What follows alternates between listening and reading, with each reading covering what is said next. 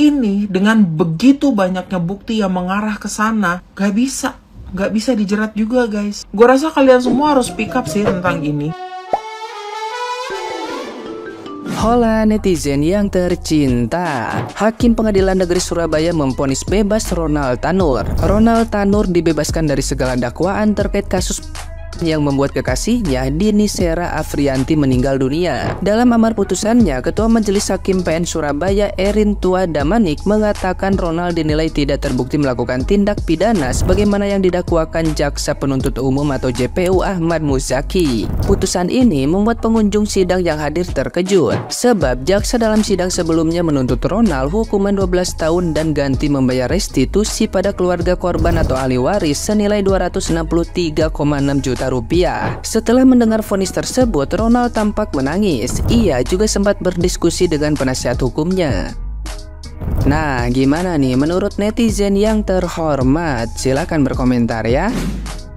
Ronald Tanur bebas guys, dinyatakan tidak terbukti bersalah. Halo, kayak mana kasus Vina bisa terpecahkan guys? Ronald Tanur yang sudah terbukti terekam CCTV ya kan, yang CCTV-nya itu udah jelas banget dia pacarnya aja bisa bebas dengan pernyataan hakim bilang bahwa dia tidak terbukti bersalah ya. Kayak mana lah kasus Vina ini bisa bebas ya, yang nyata-nyata CCTV-nya ada aja, yang udah tersebar aja bisa bebas dan dinyatakan tidak terbukti bersalah. Gimana guys menurut kalian guys? Ngeri kan hukum di Indonesia? Yaudah ya guys, kalian yang kepo dengan beritanya atau yang kalian sudah lupa gitu ya Ronald Tanur itu siapa gitu ya, boleh cari-cari tahu siapa sih si Ronald Tanur ini gitu ya, yang konon katanya dia anak anggota DPR guys ya. Selama bapaknya masih menjabat mah apapun kesalahan anaknya kayaknya aman deh, begitulah Konoha ya guys ya.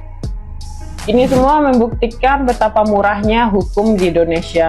Lebih murah daripada barang-barang yang nggak laku yang diobral di supermarket atau di emperan jalan kayaknya ya. Bisa dibeli dan bahkan bisa dinego, bisa ditawar. Dari 12 tahun jadi 1 tahun aja cukup nggak sih? Ampun dah gua, udah netizen nggak usah kaget ya. Karena emang hukum di negara kita itu murahan ya, jadi nggak usah shock, nggak usah kaget gitu loh. Jadi kalau nyawa anak kalian melayang terus yang ngelakuin itu pejabat publik, DPRD, udah ambil hikmahnya aja ya, emang cuma Tuhan yang bales. Jadi apa yang bisa kalian harapin? Pak Hakim yang terhormat, yang bijaksana dan adil, atau Pak Polisi yang bakal mengusut tuntas kasusnya? Boro-boro iya kalau ketahuan, kalau enggak ditutupin, apalagi ada stimulus ya kan. Udahlah, emang zaman sekarang itu orang lebih takut sama hukum sosial kayaknya daripada hukum di Konoha ini ya. Presiden aja nggak ada harganya, terus juga polisi apa itu harga diri ya,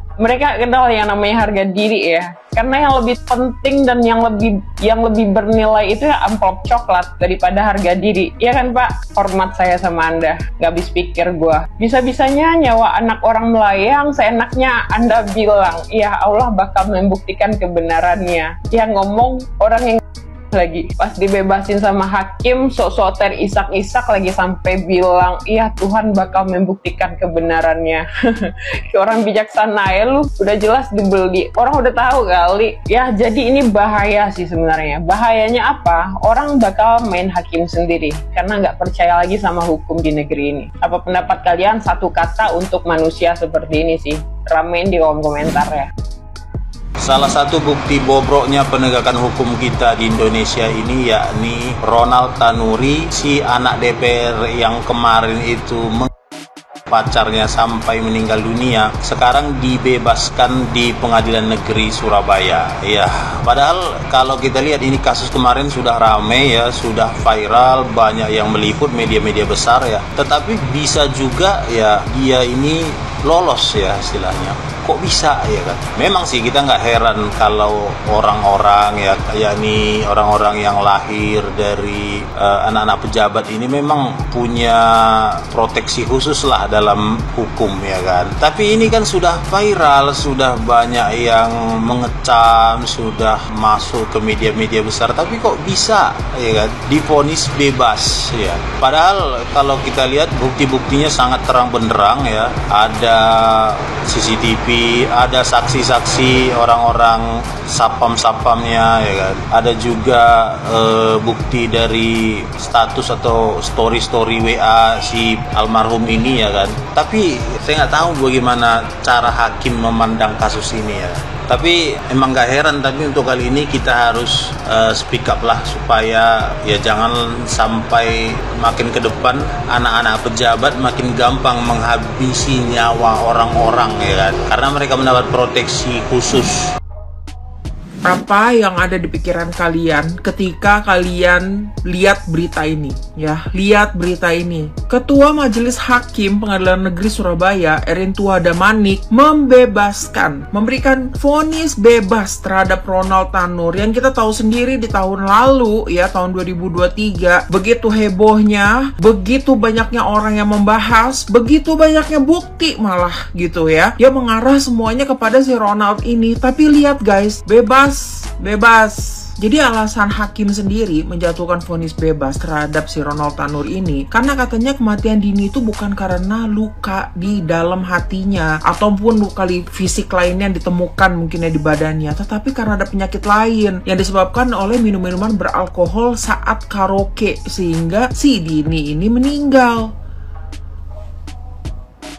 Tentu aja dong pihak dari Ronald Tanur ini sangatlah bahagia, gembira begitu ya, mengucapkan terima kasih dan lain-lain. Kalian mau tahu apa tanggapannya mereka? Pihak dari mereka bilang, kami berterima kasih, hakim masih mempunyai hati nurani untuk bisa mempertimbangkan sesuai dengan fakta-fakta yang ada, kata Sugianto, salah satu anggota tim hukum di Pengadilan Negeri Surabaya. Jadi menurut Sugianto ya, faktanya dari awal kejadian itu nggak ada satupun orang yang tahu dan melihat peristiwa kalau itu ada kejadian atau. Dan menurut Sugianto juga di CCTV itu tidak ada menjelaskan bahwa si korban itu terlihat atau ditangkap dengan mobil, karena yang ada di CCTV gambar itu cuman hanya mobil lewat doang. Lalu tanggapan dari Ronaldnya sendiri itu seperti apa? Dia bilang gak apa-apa, yang penting Tuhan yang membuktikan, yang penting Tuhan membuktikan yang benar.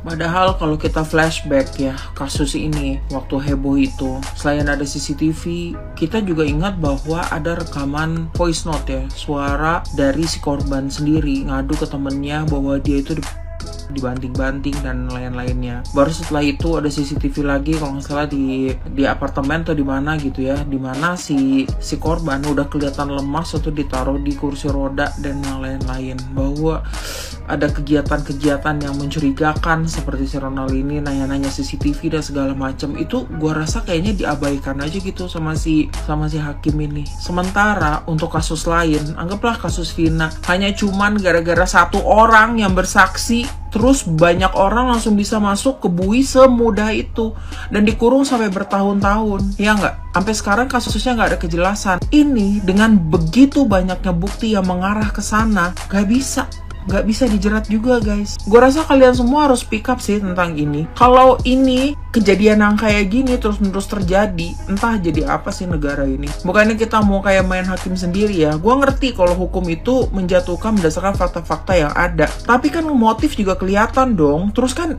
masa hal-hal lain nggak dipertimbangkan juga? Gue rasa orang yang lebih pintar hukum juga ngerti. Kalau gue kan nggak ngerti, tapi gue rasa something wrong lah mengenai hal ini. Jadi gue rasa untuk orang-orang yang terlibat dan juga untuk masyarakat yang merasa bahwa keputusan ini nggak adil, speak up ya. Kayaknya ini harus diviralin deh.